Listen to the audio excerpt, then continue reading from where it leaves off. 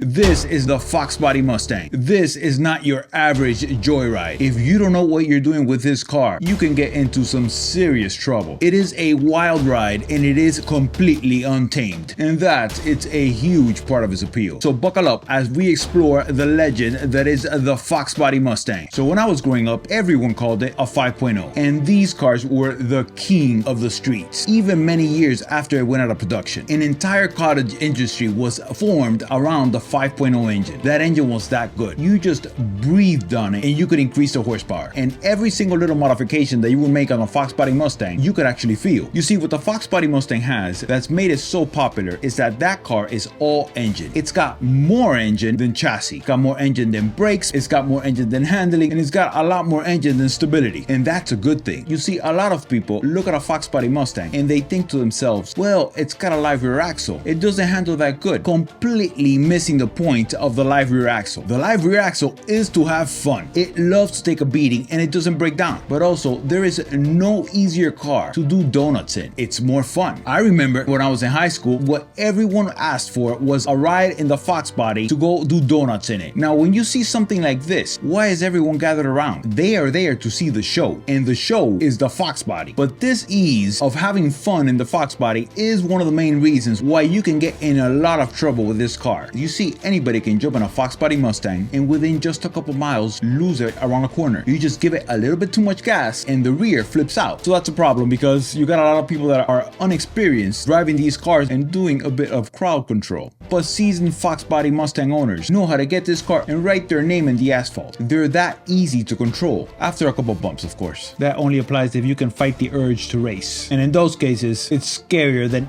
any new Mustangs. How fast you go in a Foxbody Mustang strictly depends on how much you value your skin. This makes it really fun for some people, because some people see a dangerous Mustang and others see a Mustang decrease.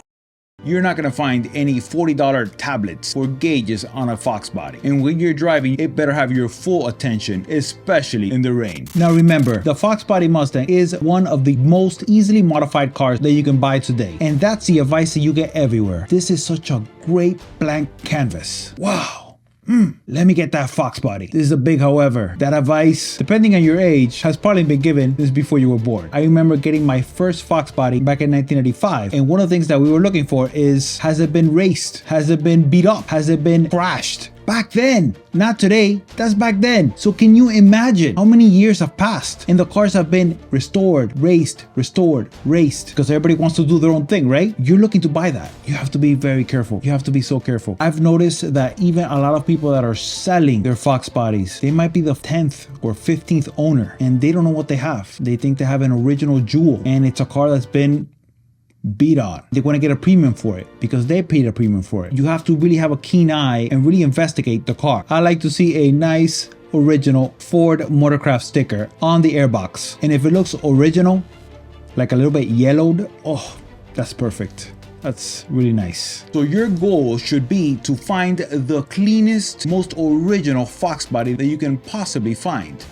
This is good. So after you actually realize this and you see how nice an original Foxbody is, finding an original one from an original owner or second owner becomes the highest priority. And it's not because original is automatically better. It's just that these cars are getting so old now that you're buying the history of the car and nobody wants a car that's been ragged on. The performance upgrades on a Foxbody are not ripping out the engine. It's not about speed. It is about smoothness. The 5.0 engine is so smooth that this engine was used in Lincolns, Thunderbirds, and countless other luxury Fords of the time. But you wouldn't know this by driving one of these Foxbody Mustangs that really hasn't been maintained. An automatic Foxbody Mustang with fresh motor mounts and transmission mounts drives almost as smooth as a Ford Thunderbird. So if the engine is rough or you think that a little bit of vibration and roughness is acceptable because it's an older classic, it's not. The 5.0 on the Foxbody is a musical instrument and it is very smooth. So motor mounts and transmission mounts should be number one on any car that you're gonna go ahead and actually do some light modifications on. Number two, subframe connectors. The hatchbacks and the convertibles have a little bit of a millisecond wiggle when you hit a bump. That is usually remedied when you put subframe connectors on. But most importantly, the subframe connectors are used to tie down the seats directly to the chassis. So most Fox bodies that you see, even nice taken care of ones, have the seat that is bent. And that's just because of the torque of the 5.0. And a lot of them have the seat rail ripped up from the floor pan. A solid set of subframe connectors are a must on any Foxbody Mustang, especially convertibles and hatchbacks. An aluminum drive shaft. Most of them have already a drive shaft that is bent and twisted, and this adds a level of vibration that you feel in the shifter. As a matter of fact, you feel in everything, but you think it's normal until you get a ride on one that has an aluminum drive shaft, and then the smoothness of the engine is amazing. The aluminum drive shaft is not going to twist like the old one, and it's got less rotating mass. It makes the engine a lot funner to drive around. 355 or 373 gears. Before even touching the engine, get a quality set of gears. You can literally chop off a second and a half off the quarter mile just with gears, and nothing will make a Fox body faster for less money than a quality set of gears. Now this is a mod that I would do only after you do all the other mods that I listed before, and that's because gears will raise your RPM when you're driving on the highway. This means that if you don't have your motor mounts and transmission mounts in check, it's going to be amplified by gears, and it's going to kind of leave you with a bad taste. If you're looking to enjoy your Foxbody Mustang long term and not be one of those people that modify it and then quickly sell it afterwards, there are a lot of those. Do those mods first and then start working on the speed. The gears are the biggest bang for the buck by a lot. On to the next point. A lightened aluminum flywheel. Now this does a lot of different things. It makes the engine rev up and down a lot faster, much faster than you think an American V8 should rev up and down in. Coupled with the sound of the engine, it makes an incredible combination. A lightened all aluminum flywheel just makes the car a lot more playful. It's a must if you're looking to have fun with the car. On to the next point. Depending on where you live, putting exhaust on a 5.0 really opens it up, and it's the sole reason that many people buy the 5.0 Fox body, for the sound. Now you can go long tubes, X-pipe or H-pipe, or just cat pack exhaust, but whatever you do, there is only one muffler that makes the Fox body sing, and it is Flowmaster's 2 chambers and 3 chambers. This muffler is the reason that this car became so famous, because you could hear that beautiful 5.0 from 2 blocks away.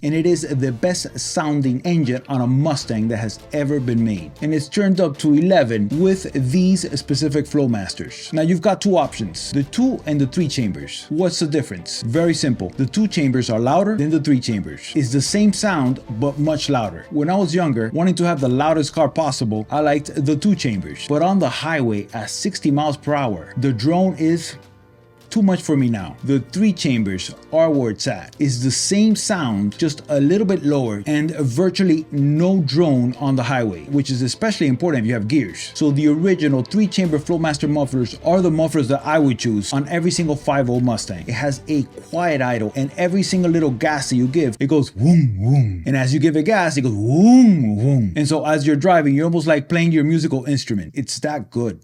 It's that good. Removing the air silencer. Now when you do this mod, you're gonna immediately hear it, and it sounds a whole heck of a lot more fun. It supposedly only gives you about 5 horsepower, but it feels a lot more because you hear the sound of rushing air. But if you do this, don't forget to store the air silencer just in case you happen to actually do sell the car, because I know for a fact myself and a lot of other people look for the air silencer if it's still there. And if it's not there and you've got one of these hot air intakes, store this silencer in a safe place in case you ever sell the car. On to the next one. A solid shifter. Removing most of the soft rubber adds a level of fun that completely transforms the Fox body's manual transmission. Now when you usually hear shifters, you hear short throw shifters. Who cares about short throw shifters? Yes, most shifters will give you a shorter throw action, but when you're doing the shifter on a Fox body Mustang, you're looking for something that feels like.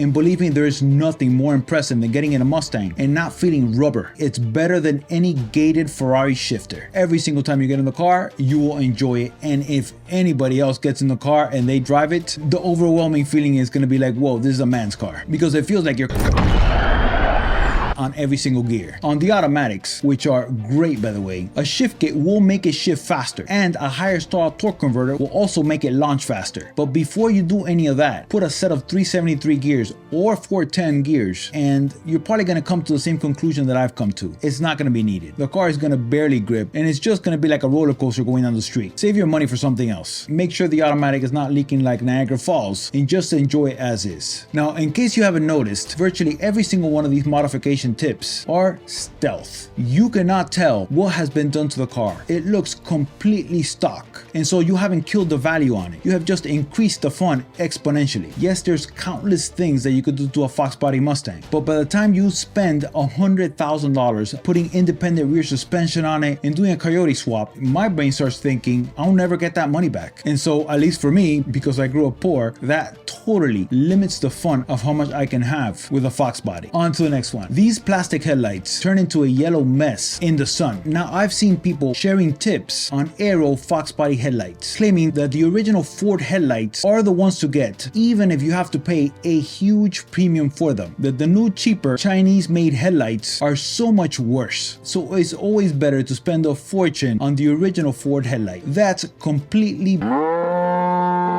This advice seems to be shared by people that weren't around back when the Foxbody Mustangs were sitting on dealership lots. I remember back in 1993, when you would drive to the Ford dealership, you could tell which ones were the 1993 models, 92 models, and 91 models, only because of the headlights. The headlights here in Miami will start turning yellow after a year and a half, and after 5 years, they're pitted and yellow, exactly like the ones that you buy today. You're not really buying a higher quality item if you're going original Ford with the headlights. Believe me, not even close. If you really want to keep your headlights fresh, hit it with a quality 2K clear coat and they will last almost as long as glass headlights. Save your money for something else. Do not spend a fortune on original headlights, unless you're going to a concourse. On to the next point. Restoring convertibles. Now, I've heard it say that a convertible Foxbody is only as good as its top. Now, that used to be the case because the convertibles weren't worth as much as they are now. So what a lot of people did is that they changed only the top and they did not change the pads. You see, when you change the top on a convertible Mustang, over the rails, below the actual top, are pads that shrink. And if you don't replace these pads when you're redoing your top, you're gonna get a lot of this. And this is not the way that it's supposed to look. And so by wanting to save a couple dollars, not replacing the pads, the entire top looks terrible. At the end of the day, the labor is gonna be the most expensive part of replacing a top. While they're in there, slapping in new pads is not gonna add to the cost of the labor. When you're doing your top, always change the pads, especially if you wanna keep it for a long time, or if you want to sell, so basically every single time. Now, the reason that these pads actually shrink is because the top is vinyl, and so as the top naturally shrinks throughout the years, the pads are also being compressed and shrunk at the same time, and this is going to happen with every single convertible that has a vinyl top. The only solution is to go with a cloth top, and it is 1000% worth it. A quality cloth top will last 20 years, that where a vinyl top, at least here in Miami, will start shrinking heavily after about 5-6 years. They can shrink so much that they can rip with the quickness, and you have water all up on the inside. When I see a Foxbody with a cloth top, the first thing that I think to myself is that the owner really went all out to take his 5.0 to the next level. Totally worth it. On to the next one. Interior restorations. Now, I hear a lot of people talk about how bad the quality of a Foxbody Mustang's interior is, and most complaints center around the quality of the plastics. And my question is usually, compared to what? Now, I've been around a lot of classic cars, and one thing stands out. I've yet to see an 87 and up Foxbody with a cracked dashboard, even on abandoned cars that have been sitting under the sun for decades. That to me tells me a lot about the quality of the interiors. So most restorations on these cars center around the seats and carpet, because guess what? The door panels also last for the life of the car. They sell quality replacement kits for the original that are original to the car, and they go with the lines of the interior. So if you're doing a restoration and you really want to flex your interior, the original design is always best. Stay away from the eBay specials, especially for a car that's as cool as a Foxbody. Now, we're looking to get a Foxbody Mustang. Like any classic, there is one thing and one thing only that you should be looking for, and it is rust, specifically around the shock towers. If you're looking to buy a Foxbody Mustang, if you see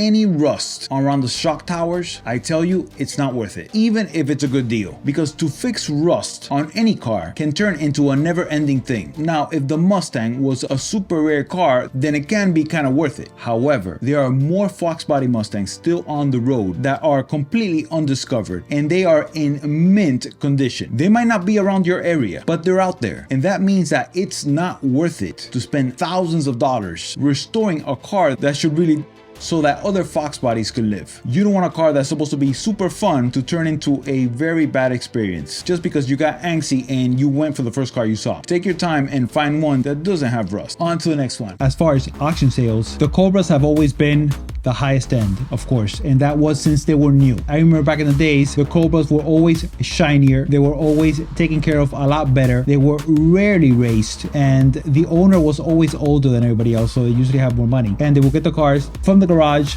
drive around, enjoy, and right back to the garage. However, the majority of them were not. And looking at these auction sales, I can tell you that today, a lot of people still think that the convertibles are not worth anything. The convertibles are exploding in value, and that's because the Foxbody Mustang now has entered classic Mustang status. And when you think classic cars, having a convertible that fits 5 real adults is really hard to come by. I remember in my Foxbody, we stuck in a whole lot more than 5 people. You really can't do that on modern Mustangs. And so the convertibles are being used for parades, car shows, and just for fun, because you can hear the 5.0 a lot better. It's interesting seeing these Foxbody Mustangs explode in value, and I can tell you exactly why. People like me that grew up with them now are looking for a car that's fun in a way that new cars aren't. It's not just the younger generation. I mean, it is, because it's a fun car, but these high-end sales is more than just the teenagers and 20-year-olds. It's professionals that already have everything and they want that extra spicy car from a different time, a time without all the BS. You see,